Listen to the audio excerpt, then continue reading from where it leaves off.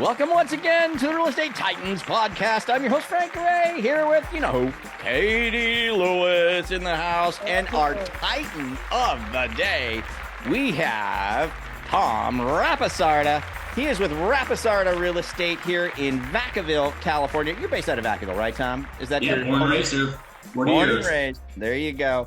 Out of Vacaville, California, and we're going to pick this guy's brain. He is an absolute Titan. This is definitely going under the Titan series, Katie, right? So, and we'd like to get right to the point, right to the point. So let me just give you some numbers that Tom and his team has done, just so we're, solidifying the fact that he is indeed a Titan. 2021, we know everybody killed 2021, but so did Tom. Tom personally did 123 units. His team did an additional 130 units in 2021 for a total of 253. Absolutely remarkable. 2022, Tom personally did 85. What a slouch, Tom. You're such a slouch, I tell you. Tough year, right? His team did 81 for a total of 166. Now let's look at year to date, and this is through May, right? Yep. Right, Tom? Yep. So through the month of May, Tom has personally done 32 units. His team has done 30 for a total of 62 through the month of May, 2023. Katie, what do you say? Round of applause. Big round of applause. Round of applause. Congratulations, my friend. This is Yeah. epic stuff. I cannot wait to just dig in and find out what in the heck you got going on. Tom, there's a lot of people who watch the podcast, let's be honest. A lot of them are agents who are looking for answers, right? And so when you look at numbers like this, I mean, man, a lot of people might think, oh God, is that even plausible, right? Is that even possible? But it is. You're doing it, right? Tom, I just wanted for everybody to be very clear. Were you a new agent once? Just curious. Yeah, back in 2006, right before the market really turned. The best time to get into the business. Time to get in the market. Well, 2006 wasn't bad because you were getting in and things were happening. Then 2 years later, it was like a nuclear bomb hit, We right? didn't get much time, yeah. I think it's perspective. When I got in 2006, all I knew was hard work and grinding. I did 4 transactions, 2006, and then 2007, another 4. Come around to 2008, I did around like 7 or 8 deals, and actually trailed just doing very minimal but hard work. It's going up against 30 when the foreclosure market hit. I was going up against 20, 30 offers every single time, and so I just fought, kept my head up, and then all of a sudden the gradual success came, but it wasn't easy. A lot of hard work behind them. I like the fact that it wasn't easy. Yeah. Right? It wasn't easy. What do you mean it wasn't easy? You hop in the last 10 years, other than the past year and a half, and it has been easy. There's been a flood of business, tons of leads, and I think we got a little bit soft in the industry, and all of a sudden the market shifted.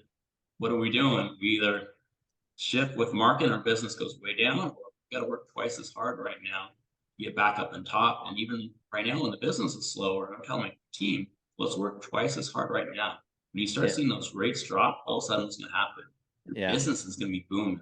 People who start slacking right now and just kind of take a break, when the market does change, they're going to be behind. Yeah. But, and that we're kind of not even on fully on script yet, but I got to explore this while you bring it up. This is what I do, Katie, right? I divert off everything, but he's bringing it up. We're rolling with it. We're just going to roll with it. But you know what, man? You're right. Rates are going to come down, but yet we still have a lack of inventory. So it's just going to put even more pressure on on the buyers making strong offers and whatnot. So I think, Tom, I don't know what you think, but I think that about the spring of 2024, maybe the summer of 2024, I think that based on all the big shots out there, rates will probably be back down, believe it or not, into the 4s again, is what they're prognosticating. So you think about that, you get rates down in the 4s. Now you've got all these people that, let's be honest, during the pandemic, a lot of people bought a house just because it was the only one they could get an offer accepted on, right? It wasn't their dream home. It was like, I'll take it. Okay. And now they've built up a ton of equity, and with rates coming down and not a lot of inventory, they're continuing to build equity right through this year. Come 2024, when it's like rates are in the 4s, I got all this equity and this wasn't my dream home. I think I might sell this thing. So I think 2024 is going to be gangbusters for us. I really think so. I think it's just going to be almost close to 2021. And I think you nailed it. People are sitting on this equity. They like their house, but don't love it. But they're not willing to go out and get a 6-7% interest rate right now when they're sitting in 2s and 3s. But Right. all of a sudden, if it gets close enough, it'll be tempting enough for them to go ahead and sell. I think that'll solve our image. Yeah, 100% agree. Yeah, and that's exactly the word that I use is tempting. It'll be too tempting. It's like I've got all this equity, and rates are in the 4s. That's still pretty dang good, right? Yeah. I'll give up my 3. I'll get my 2 3/4. I'll go get a 4 because now I got all this equity. I get the house that I want, and still be affordable. Yeah. It's going to be magical, Tom. It's going to be like unicorns and rainbows and just money at the end of the rainbow. It's going to be great, man. But in the meantime, one thing I'm telling all my buyers right now, yeah, and also sellers, I say, go ahead and buy right now. Push the envelope. Be okay with that big payment. Keep a rainy day fund. All of a sudden, like you said, when all of a sudden the market shifts, they're already locked into a house that they love. Equity is going to continue going up, up, up. All they do is simply refinance. Their property tax is lower because they got in there. They're going to have this built-in equity. So it's going to be short-term pain, but hopefully lower payment and built-in equity in the future. Why doesn't everybody know this, man? Why? It does, and that's what we say too. It just makes total sense. The longer you wait, all you're doing is letting values go up. Yeah. And you hit it on the head too, which means your property taxes are going to go up. Right? Your payment's going to increase because of the property taxes and because the price is going up. So do it now, refi later. You're going to be in way better shape. So anyway, Katie, let's start digging into, Tom, the help that you might be able to give us. We're just super curious about some things. Like, what's the first thing we're curious about, Katie? Well, Tom, first of all, where is your business coming from? Yeah, Mr. 32 units already this year. Yeah, Where'd that come from? Where all those people come from? I've watched some of your videos in the past, and I think you got people on there very good at sales, the charisma and stuff. And that just wasn't me. I had to grind so hard, but what I really love is the people when I get in front of them. I love doing a high quality job in a transaction. And then also knowledge is key in this industry. So I think I focus on what I was good at. And then just by doing a good job each and every time, and knowing how to ask for business, all of a sudden that's how my business slowly grew. So it wasn't an overnight success. It took quite some time to kind of get where I was at. And then I plateaued. I did about 75 transactions for 3 years in a row. And I just couldn't get past that amount. And I was spending all this money on Zillow, $10,000 a month. And I started looking, I felt like I was rich, but I looked at it, I had all this credit card debt. Not much saved, and all of a sudden I'm like, what am I doing? I'm making all this money, working 60, 70 hours a week. I'm having heart palpitations. What's going on? Something has to change. And that's actually when I got into coaching. And when I got into coaching, where high level individuals started coaching me, all of a sudden it changed me completely, where I started running my business actually like a business. And right now you have these agents, they don't run it like a business. Like, I have one credit card for my business. I have one credit card for the personal. And so all of a sudden you're separating things. Every single month I go through my budget. Where am I spending money? Is it allocated correctly? Is this money bringing me back money in return? All of a sudden I went from making about $500,000 a year gross, which was really closer to $200,000 after my expenses. Yeah. To my best year ever was almost $2 million net after all of my expenses. And it was all just from coaching and listening to what they said and to set me up for success. So you have to give us a little tidbit. I know you can't give us the coaching program because we'd be here for a long time, right? So but if there was the one thing that you would say, it was like, I know all of it's important. I know it all is, right? Yeah. But what's like the one thing in the coaching program that you would say really helped move the needle the most? And I think you said it a little bit earlier, where you got to find what's your niche and what works for you. Most of the coaching programs say, get on the call, or do the Popeyes, go see people. That just wasn't my personality. I felt like I don't want to sell, but what I excelled at is actually getting in front of people. And so we'd actually do a lot of events. And we do a lot of events, whether it's just having 10 people over at my house doing a poker party, we're having like Santa Claus come to our house where we invite 100 to 200 people. And then once you're doing these events, also, how are we asking for business? Is it just one big fun party? Or are we inviting these people during the party, standing up, saying, hey, thank you all so much for coming. Because of you all, I'm able to do these fun events. I appreciate you. If you continue to give me 1 to 2 referrals a year, it's important to say 1 to 2, not just refer me. So they're like, okay, but if you give them an actual number to it, and all of a sudden puts them in the head, okay, I'm gonna give them 1 to 2 this year. It'll be good. And then also doing the follow-up afterwards. Hey, thank you so much for coming to the parties. And then Katie, I want to get with you for my next party. Give them little goodie baskets at the end of the event and have something on there that's fun, silly, but also a way to kind of ask for referrals and goodie baskets. Everybody loves the party favor. Yeah. Yeah. Love that. She's your girl. Trust me. You're going to be blown away. Yeah. And then one of the other big items, though, you try to go after, I call them the whales, people that's going to refer you 5, 6, 7, 8 deals a year. So I work with a lot of trust and probate attorneys. Oh, and then they're just constantly referring business. But maybe it doesn't have to be an attorney. Maybe it could be someone who cuts your hair and talks to 50 people a day. I mean, it can be your financial planner, insurance agent, so many individuals that can really help your business if you have that relationship. Tom, let me ask you this. And so the next question I think is niche, right? Katie? Yeah. Do you have a niche? Niche. So, you talked about the probate attorneys, right? Mm-hmm. Probate attorneys. And you do get business from those guys because you brought that up. Is that something that you set out to do, or did that kind of just morph? Like it just became something that you started to do more and more of, you know what I'm saying? Oh, 100%. Part of my coaching program was kind of think outside the box, and I'd actually go to attorneys' offices and try to set up appointments with them. And then when you go to do these, you call them one-on-ones, and try to get an appointment in front of them, you're not going in there selling yourself. You're not saying, well, I'm the best, I'm number 1 in Solomon County, I do this many deals. Because in the day, who really cares? Most people are more focused about themselves. So what I did, I'd start asking questions. How did you become an attorney? What do you love about it? What's the best way that you help out clients? And I just really dig deep in their business. I'd spend 30 minutes talking about it. And then at the very end, I would sell myself a bit on how I think I can help their business grow. And so it's kind of a different way of looking at things. It is. I like it. I like it because you're right. People like talk about themselves all day long, right? Who doesn't? Yeah. I mean, quite honestly, I would rather just talk about myself the rest of this podcast. Because I'm telling you what, it would be totally awesome. For me. For me. Well, that's cool, man. That's awesome stuff, brother.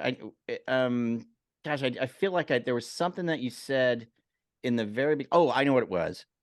You mentioned that when you got coaching, right? Mm-hmm. And that's when the things kind of really started to you had already peaked at where people would dream to be, right? So you were doing 75 and you've like, I'm hitting the ceiling. There's a ton of people who'd be like, that'd be great. Let me just stay there. But you wanted to go further. But when you started getting into coaching, one of the things you said that you learned was how to ask for the business. Now, and you did mention at your event, you say, hey, can you think of 1 to 2? I hope you can send me 1 to 2 people a year. Is that what you meant by that? Or is there other ways that you go about asking for the business? Like in the middle of a transaction, you get a transaction started today. When do you start asking for the business? So when do people talk the most about real estate? When they're buying it or selling. When they're looking to start buying, or when they are currently buying. So sometimes as agents, we wait all the way until the very end of the closing. Hey, please refer me, if we even ask. Most of us don't even ask. What happens if you did reverse? What happens if you ask them up front when they're in the process, when you first meet them? And say, hey, I'm going to do such an incredible job for you. I'm not only going to meet, but I'm going to exceed your expectations. If I can do that, would you be able to send me 1 to 2 clients in the next year? Nice. So you start right away.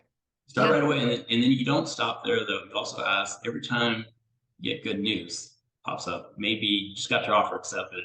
They're all excited. You keep 5 other offers out. And then it's okay to then ask for a referral again. So you're asking anywhere from 2 to 4 times within the transaction. I love it. Sound familiar, Katie?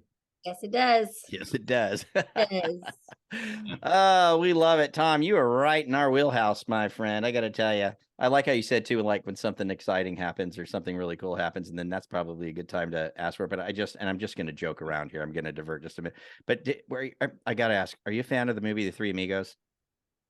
Do you know before my time frame? Obviously, isn't it? It probably is. You're probably right. But that Martin Short's one of the guys on there. He's so funny. Like they think they're going to make all this money and they're not, but they think they are. And then every time that the people are all excited, he always goes, ask for the money now. Trust me on this. Just ask for the money now while they're excited.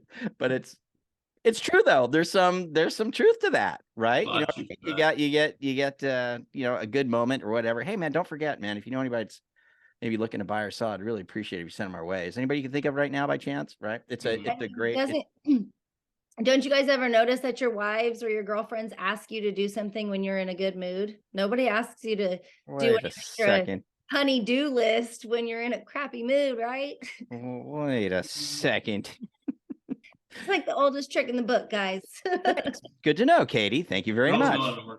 I'll be conferring your mother about that later today. I'll be here all night. Tip your waitress. Yeah. Tip your waitress.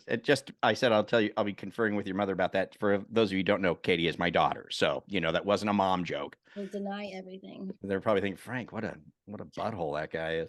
All right. Hey, what else do we want to talk about, Katie? There was something else I wanted to... You're TikTok. Oh, wait, whoa. What do you got? Oh, what? My biggest change, not only in the coaching, but was power of delegation. And it starts with hiring people. I feel if you're doing right about 18 deals a year as a realtor, a lot of times it's a little bit more harder to get the next as you're so consumed in transactions trying to generate leads. All of a sudden, though, if you can hire someone, I recommend full-time, 8 hours. You pay them a minimal salary first, and we can always increase that. Then you start getting systems and procedures and process where all of a sudden they should be doing all the jobs that you don't want to do, and they're not high ROI on your time and your investment. And so all of a sudden that frees me up to really focus on the clients and what really brings in the money. And then you start with one client and all of a sudden you build from there. What's the first thing, if someone was going to hire their first assistant today, Tom, what's the most important, in your opinion, what's the most important thing that assistant should probably start, the activities that assistant should probably start with? Well, I think before I get to that, hiring someone, and that's going to be the right fit for you. You're not looking to hire someone that wants to be you. Most of us realtors, loan officers, we're high D, we're drivers, we're influencers. We want to do sky's the limit. You want someone in a supportive role. So more, if you ever do the DISC test, an S and a C role, where they want to, S and D, they want to serve you, and then C, they're going to be very detail orientated. So that's very important first. And then one of my biggest game changers was getting out of my emails. I am not in my emails all day long. I never even look at them unless my assistant said, hey, you got an important email, you need to respond to this. And so she handles everything from there. That was one of the biggest game changers. And then just going through your transactions from start to finish, every little item that should be on the checklist. Like once you get a signed listing, what do? We send it to the TC.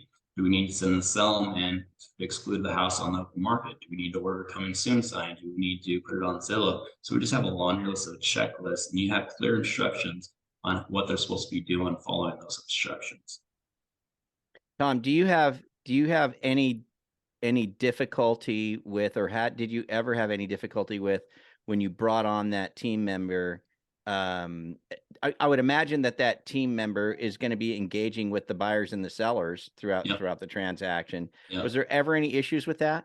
Like did the buyers and sellers ever think, why isn't Tom talking to me?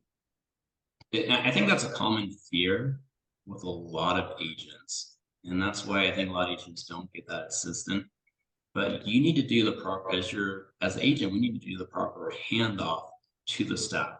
And so when I meet them at the listing point, it's kind of the doctor nurse. I'm the doctor. I'm here to help with the negotiation. I'm going to be doing a lot of the big communication. I'm going to help write an offer and stuff. And then I set up what my assistant's roles are doing. And then so I introduce her, and then she'll follow up with a nice introductory text message. I have all these text messages already pre-written, so it's not something new each and every time. And she goes and introduces herself. And so I think if you set up the proper expectations, it actually works out better. What do most agents do when they're doing everything by themselves? There's lack of communication. All of a sudden, they're doing a disservice to their clients.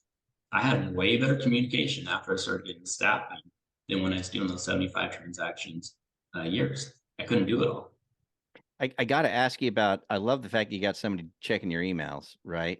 Yeah. Was that a big learning curve for the person who started doing the email? I can almost imagine like, here comes the emails, and with every email, it's like, hey Tom, this email says this. Hey Tom, this email says that. Well, I might as well be responding to the emails.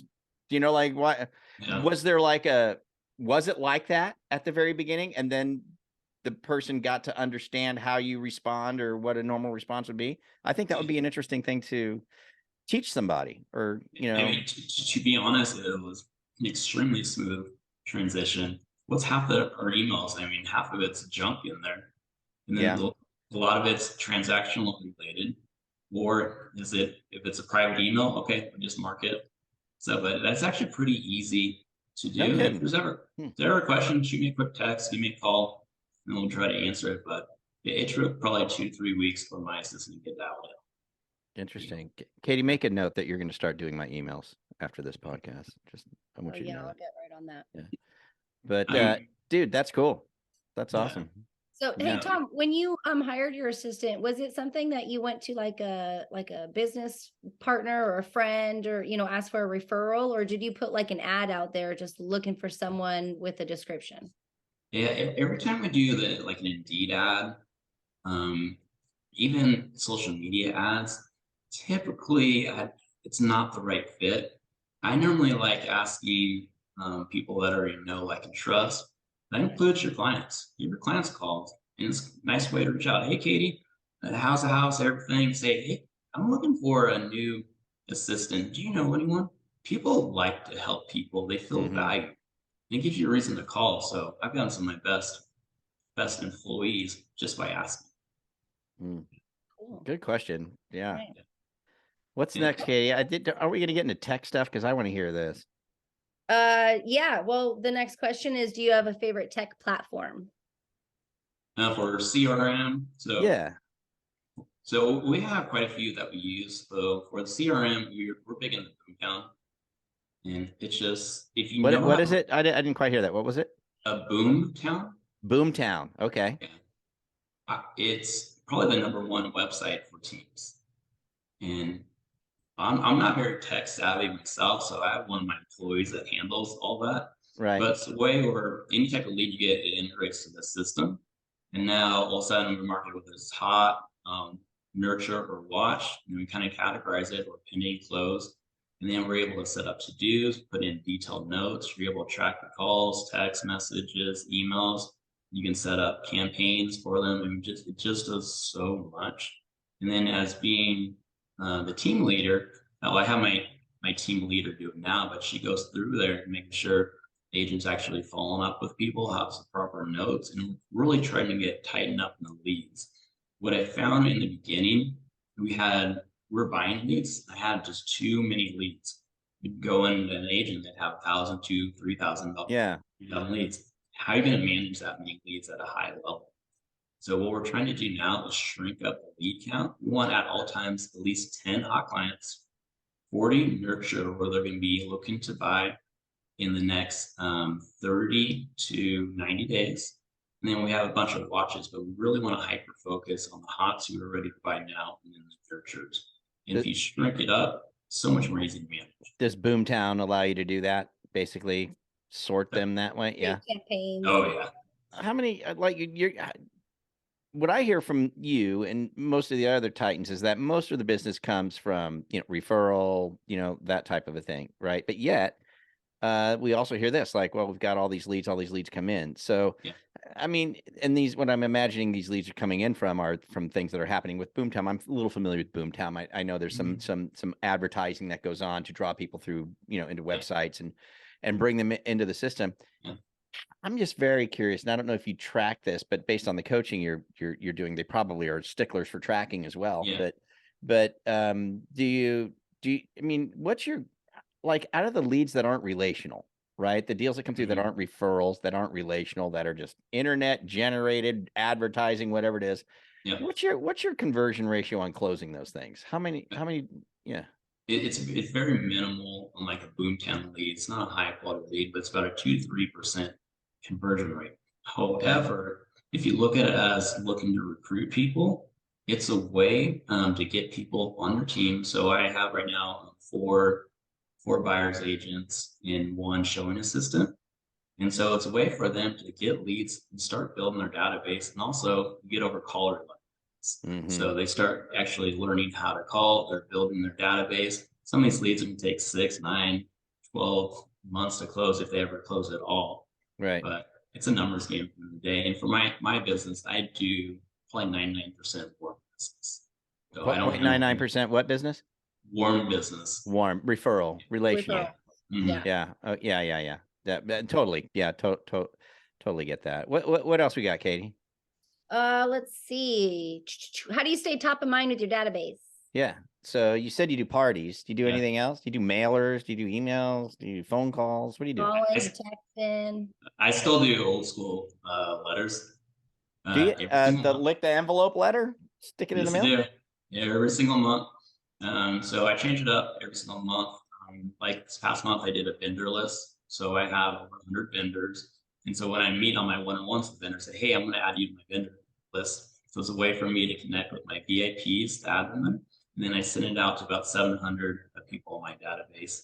And then another one I really like is called a letter of the heart. Have you heard of that, Frank? A letter of heart? Letter of the heart. Letter of the heart. Yep. And what this is, it's a personal story about myself that has some type of lesson that. So the one I just did was a story about how timing is everything. And it was just going through how I met my wife. My wife grew up 3 blocks away from me, never knew her, went to the same high school and stuff. And if I wouldn't have met her back then, she was pretty, cheerleading captain, I was a dorky wrestler, full of acne and stuff. She would have never dated me. But it wasn't until we met after college that we actually built that connection. And so just timing is everything. So, and what you're trying to do, you're trying to reach people on a different level. It's not all sales. It's more sharing who you are and also times share vulnerability. I like it. I thought, by the way, great story. I could totally see you as a high school acne-faced wrestler. Right now. Absolutely. I absolutely can see it. Yeah, I can totally see that. Oh, such good stuff. So that's great. Do you do any email blasts or anything, or is you're the letter guy? That's your thing. Do you do phone calls to your past clients regularly or no? I do. That's probably my biggest weakness, is phone calls. But if you are doing phone calls, you got to minimize who you're really reaching out to, and it should be more fun. It should be people you actually like to talk with. That way, the phone calls are a lot easier. If it was a challenging client, you don't think they're going to be referring you, then that's probably one I'm just going to pass off of. Yeah. Do you have your assistants call the ones that you don't really want to call? So they still That's actually something I'm just putting in place. I'm gonna I have a dialer as well who calls people. And so I'm part of a coaching program as well.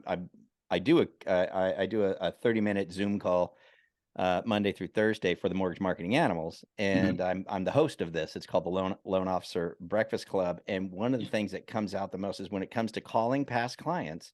Yeah. Right. Is that exact thing you said, as the salespeople, we remember the detail of every one of those transactions. It could be one we did 10 years ago. We go, I remember that transaction. I know exactly what, right.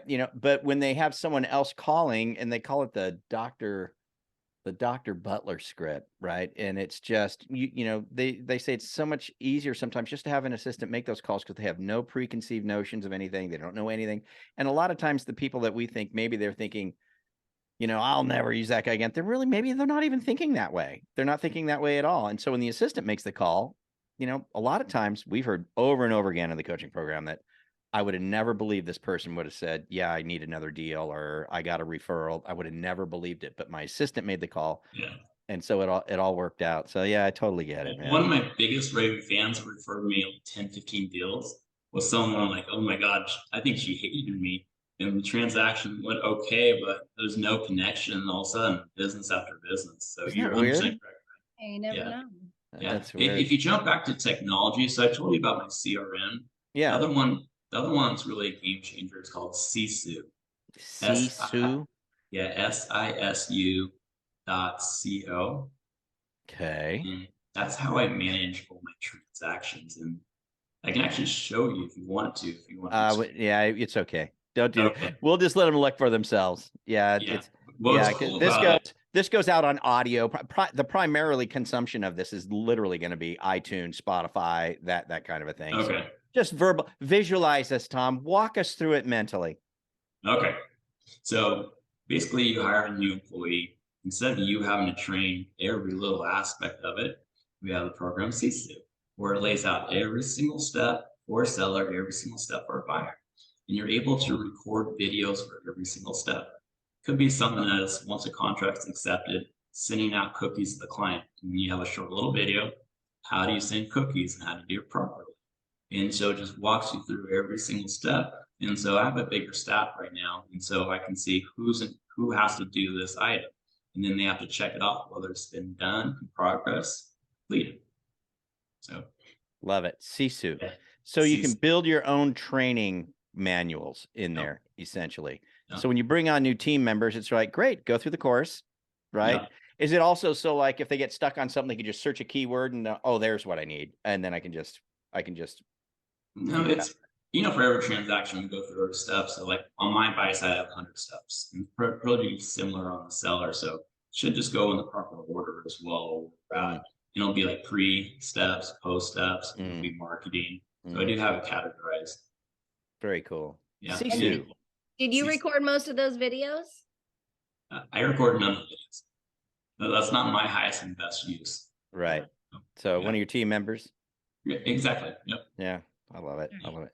Well, that's kind of going into our next question. Do you have team members? Obviously, we already know that that support you. But how many do you have, and what do they do? Yeah, like that support you, not like other realtors that are doing their business, but like Tom's team, that helped Tom get everything done. So I have a team leader. Team leader is going to be meeting with agents one-on-one meetings every single week, controlling their leads. If a lead comes in, we try to get it to the team members first. If they don't get to it, then the team leader is going to make the phone call, set an appointment, and then assign it to an agent. And so team leader just makes sure everything runs smoothly. And then I have someone for pre-listings. So anytime I get a listing, she's going to have my whole listing packet complete. So it's going to have all my marketing, a listing contract on there, net sheets, comparative market analysis, and she'll just set it on my desk. And so I'm ready to go to my appointment. Once I get a contract, I give her the contract, and she's going to go ahead and order photos, upload everything to the MLS, upload photos. She's going to go to listing appointments, make sure the house looks perfect. She'll do the MLS checklist. And so for my part, once the listing's ready to go, let's hop on there, review everything, change a few pictures in the order I want. I click submit. I send a little message to my client. Here's your house. It's on the open market. Everything looks great. Show her how showings will take place. And I look like the hero when I did minimum amount of work. And then once in contract, I have a post closer. She handles everything from start to finish from there. And so when I go to listing appointments, traditionally I only go to the house once. And then I have everyone else helping in between. Then is it different for a buyer? Do you got a different team member for buyers? Or I have a showing assistant for buyers. So since I'm doing the production I'm doing, it's too hard to handle every single buyer. So what I'll do, I'll meet with a buyer first. I'll go through my buyer's consultation. And then it's kind of going through the steps, but then I introduce I don't call her my showing assistant. I call her my showing partner. We're partners in this. We work together. And I'll kind of go over, like if I'm ever busy, I want to make sure you're taken care of at all times. I want to give you the highest level service we can. So I have the showing partner here that's going to help you out, view homes. If I'm free, I'm going to help show you homes as well. And once you see a house you like, I'm going to be the one putting together the offer for you. I'm going to be the negotiating, fighting, trying to get your offer accepted. And then once in contract, she's going to be the one setting up all the inspections, requesting disclosures, uploading the documents to our transaction coordinator, ordering the gifts. And so I'm just really there for the contracts and in the request for repairs. I got to sidestep one thing. You said I'll have the initial buyer consultation. Right. And I don't think I've heard anybody say that, Katie, yet. I bet the people are doing it, but I just don't think I've specifically heard an agent say, if I got a buyer, I'm going to meet with them and have a buyer consultation. Just kind of real high level overview. What's the buy? What does that mean? When you get with somebody and like, what do you talk about for a buyer consultation? A lot of agents will just meet them at the first property. Yeah. I like to get them actually in my office, sit down, get them a cup of water, Coke, whatever, and we're bonding. First few minutes, digging deeper. How do you two meet if it's a couple? And then kind of go through a little bit about them. And then I go through the process, right? So when you're go out and look at homes, you see that perfect house you want, you kind of go through the process, going through writing the offer, inspections, how much average cost of inspections are. Just kind of go through the full gamut of items and just give them a full overview of what the process looks like. Once they're there, and it's also a way for me to sell myself. So once I'm in front, typically I can win them over. But if you're just trying to sell on the phone, it's a lot harder to sell on the phone than it is face to face. Got it. It's good. Katie, let's jump. I want to ask Tom. This one is everything you're saying, man. If I'm an agent listening right now, I'm thinking, seems like this guy's got his whole thing really tightly knit together. Like, are you looking to add agents, Tom, or to your team, or yes, no? And that sometimes people say no, not really. But are you? Yeah, at this point I'm not, but just for newer agents out there. Yeah, give us some advice for new agents, and we'll make that the last question. What's the advice you would give to brand new agents? If I would have started on a team from the beginning, I think I could have saved 6 to 7 years and really went through a lot faster. Make sure you get the right team. Make sure the team's dialed in, not just someone starting it from scratch and it's all over the place. And also find someone that you like and want to be around and be like. I think that's very, very important. Like a mentor? Exactly like a mentor. Okay. Like I had one. I also owned a brokerage firm. One of my agents, he wasn't my agent at the time, but he started interviewing everyone. He's like, Tom, I don't know if I want to work with you, and you're already doing all this production and stuff. And I'm like, but he kind of wanted to be like me. I'm like, Dylan, why are you looking other places? I'm showing you the steps. I'm a mentor. I'm gonna be laying it all out for you. Yeah. And he's like, you know what? You're right.